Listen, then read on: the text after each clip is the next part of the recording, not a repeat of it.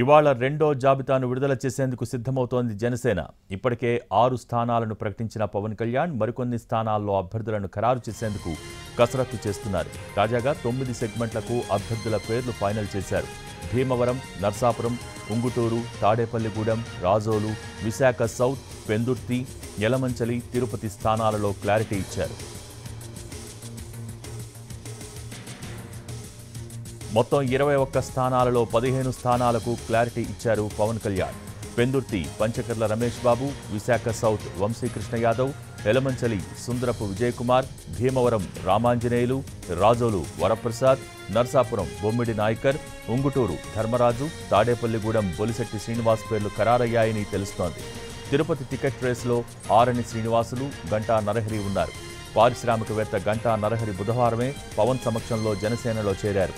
ఈయన తిరుపతి టికెట్ ఆశిస్తున్నట్టు ప్రచారం జరుగుతోంది.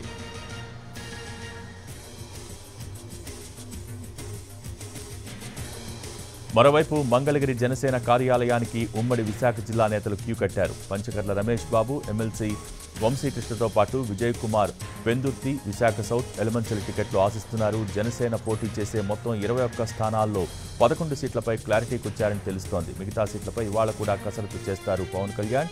అయితే ఇవాళ ప్రకటించే జాబితాలో పవన్ కళ్యాణ్ ఎక్కడి నుంచి పోటీ చేస్తారు అనే విషయంలో క్లారిటీ వచ్చే అవకాశం ఉంది.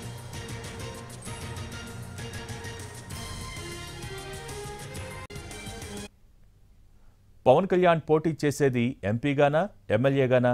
ఎమ్మెల్యేగా పోటీ చేస్తే ఎక్కడి నుంచి చేస్తారు? భీమవరమా లేక పిఠాపురమా? ఎంపీగా అయితే కాకినాడ కన్ఫామా? ఈ ప్రశ్నలకు ఇవాళ సమాధానం వచ్చే అవకాశం ఉంది. జనసేన మరో జాబితాను ఈరోజు ప్రకటించనుంది. అందులో పవన్ ఎక్కడి నుంచి పోటీ చేస్తారు అన్నదానిపై క్లారిటీ రానుంది. పవన్ 2019లో భీమవరం, గాజువాక నుంచి పోటీ చేసి ఓడిపోయారు. ఈసారి ఆయన పిఠాపురం నుంచి పోటీ చేస్తారన్న ప్రచారమూ సాగింది. ఆ తర్వాత భీమవరం నుంచి కూడా బరిలోకి దిగవచ్చన్న సంకేతాలు వచ్చాయి. ఇంతలోనే పవన్ ఎంపీగా పోటీ చేస్తారనే ప్రచారం సైతం మొదలైంది. దీంతో జన సైనికుల్లో గందరగోళం నెలకొంది. అయితే భీమవరం నుంచి సీనియర్ నేత పులవర్తి రామాంజనేయులు జనసేన తీర్థం పుచ్చుకున్నారు. దీంతో భీమవరం నుంచి పులవర్తి పోటీ దాదాపు ఖరారైంది.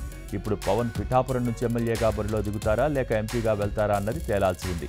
పవన్ కాకినాడ నుంచి ఎంపీగా పోటీ చేస్తారన్న ప్రచారం కూడా సాగుతోంది. పొత్తులో భాగంగా కాకినాడ, మచిలీపట్నం ఎంపీ స్థానాలు జనసేనకు దక్కాయి. మచిలీపట్నం నుంచి ఎంపీ బాలశౌరి ఈసారి జనసేన టికెట్పై రేసులోకి దిగటం ఖరారైంది. కాకినాడ నుంచి పవన్ను పోటీ చేయాలని బీజేపీ పెద్దలు సూచించినట్టు ప్రచారం సాగుతోంది. పిఠాపురం పవన్కు సేఫ్ సీట్గా భావించారు. అయితే అక్కడ టీడీపీ మాజీ ఎమ్మెల్యే వర్మ పవన్కు పొగబెడుతున్నారు. ఇండిపెండెంట్గా అయినా బరిలోకి దిగుతానని చెబుతున్నారు.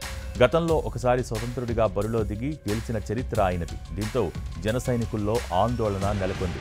అసలు పవన్ ఎమ్మెల్యేగా పోటీ చేస్తారా లేక ఎంపీగా రేసులోకి దూకుతారా అన్నది నేడు తేలిపోయే అవకాశాలు కనిపిస్తున్నాయి. పవన్ ఎంపీగా పోటీ చేస్తే సమీకరణాలు మారతాయన్న టెన్షన్తో ఉన్నారు జన సైనికులు. పవన్ నిర్ణయం కోసం ఆసక్తిగా ఎదురు చూస్తున్నారు.